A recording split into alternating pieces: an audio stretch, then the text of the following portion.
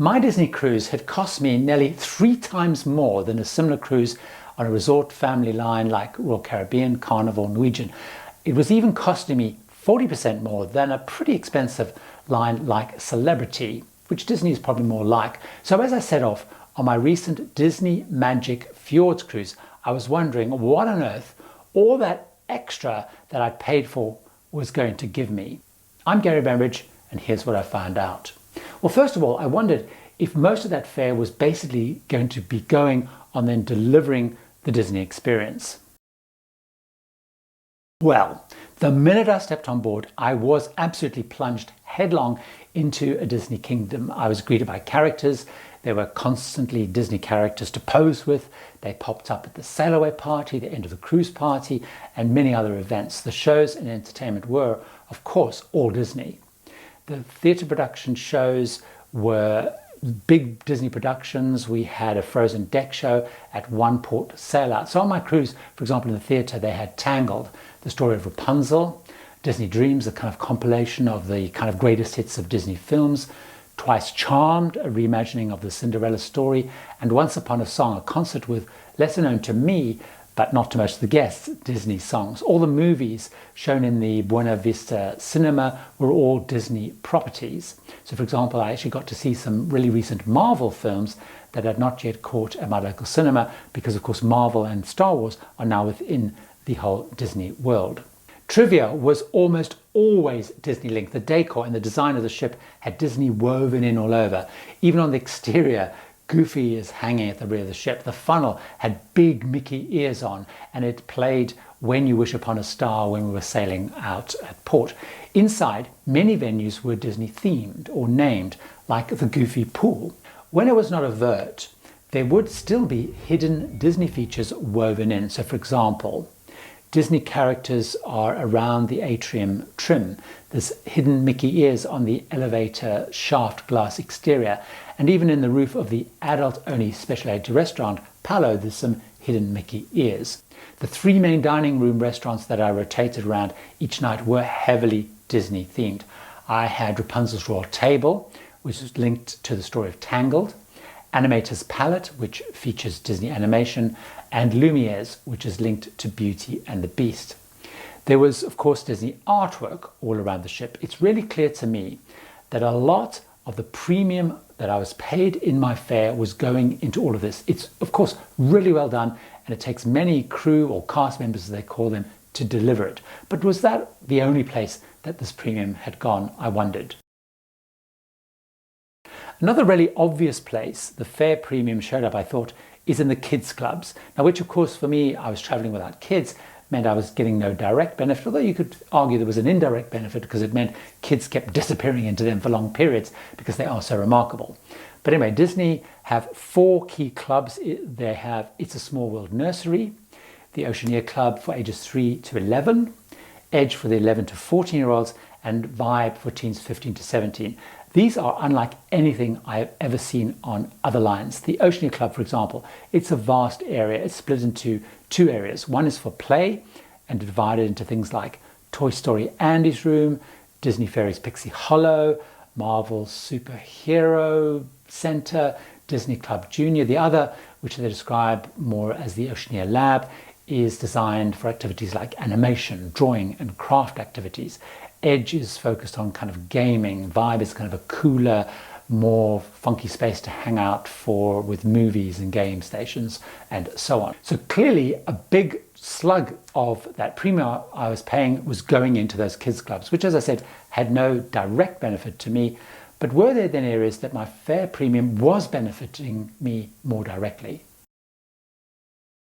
Yes, I think there probably were, because some of the premium does go into having and spending money on having dedicated and included adult-only areas. These areas are probably more expansive than any other cruise line that I've been on, dedicating areas to guests over 18. There was an adult-only pool deck.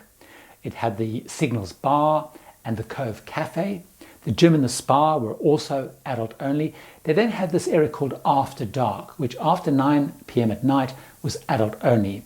3 venues in there: Fathoms, a cabaret-style lounge with various events like sun disco, bingo, juggling lessons, a nightclub, adult comedy show, and so on. Keys, a piano cocktail bar, and then O'Gill's, a really popular Irish-themed pub with adult-only trivia and an Irish band performing. There is no casino.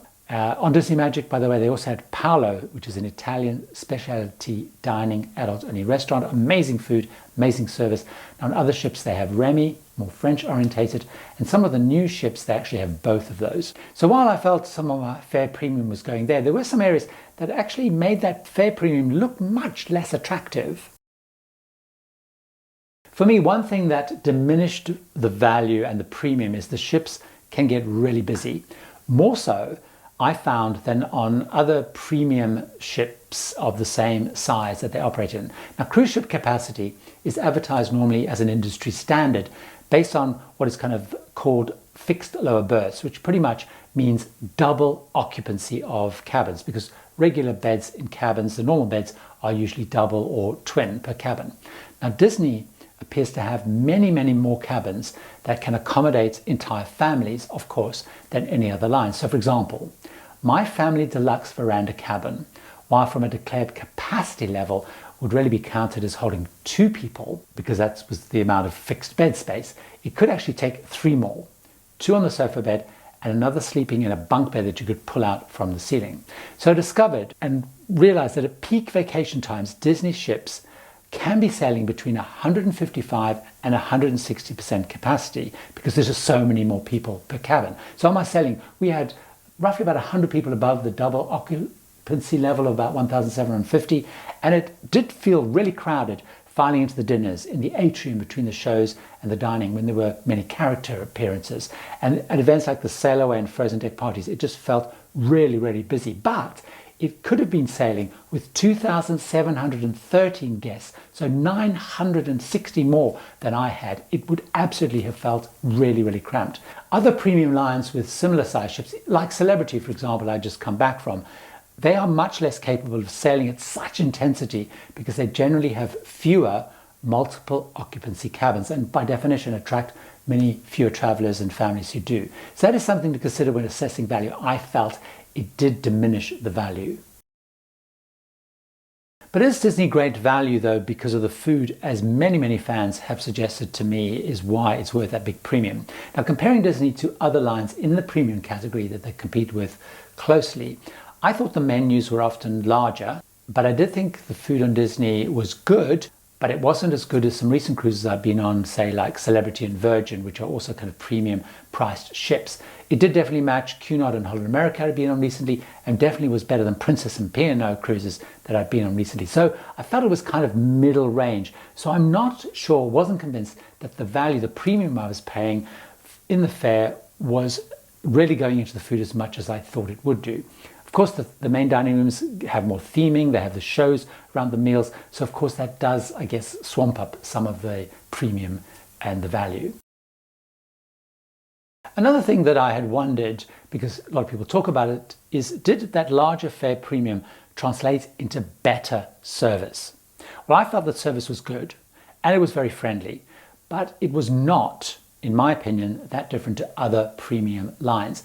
It became clear that they reward the crew on their guest rating surveys because they kept lobbying me to do the survey and give them good scores. Plus they have this very unique gratuity system, which I felt encourages behavior from the crew to encourage you and kind of almost lobby you to give you extra tips. I was given a printout towards the end of the cruise, which told me how much auto gratuities had been charged to my account. Then it split out by each of the key people, like the cabin steward, the server, what share they would get. And I was supposed to tear the slips with that amount off, put them in the envelopes they supplied, and hand it to each person. Now, I felt like I was being manipulated, almost required to give extra gratuities, rather than on other cruise lines where I'm left to tip my cabin steward, to tip my regular service above the auto gratuity, really based on service and without any kind of explicit pressure.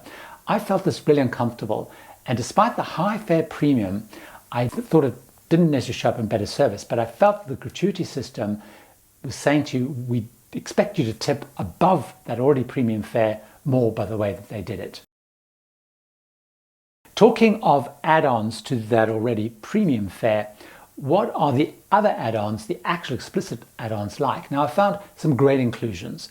Sodas, juices, coffee, tea, hot chocolate, they were all included and within the fare. The shows, the films too, of course, were included, as I've already mentioned.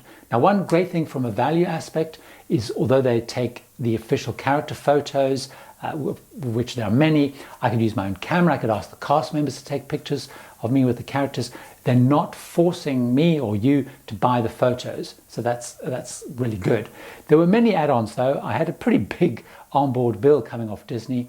They don't have a drinks package, so if you're drinking, I found the costs kind of ramp up. Wi-Fi is really costly. It cost me $210 for the premium service for the week. It was a pretty good service though. Excursions though did seem to be much more expensive than on other lines, but it did sound like they've got added requirements which maybe push up the cost. So for example, I went on a fantastic helicopter excursion in Norwegian, and the pilot had told some people on the next round of helicopters that Disney had a higher requirement on the hours that the pilots had to have flown before they could be used on a Disney excursion. So things like that may push up the cost of the excursion. If you are a Disney fan or want a Disney experience, then the value is probably worth it for all those things that I mentioned about, because this is where I feel most of the money goes. On other areas like food service and the add-ons, I think they match pretty much similar cruise lines. If you want to do a Disney cruise, watch this video with 13 things that I wish I'd known and done before and on the cruise to make the most of it, starting with the biggest thing that I would tell everyone they must do before they go, or they will miss out when they're on board big time. See you over there.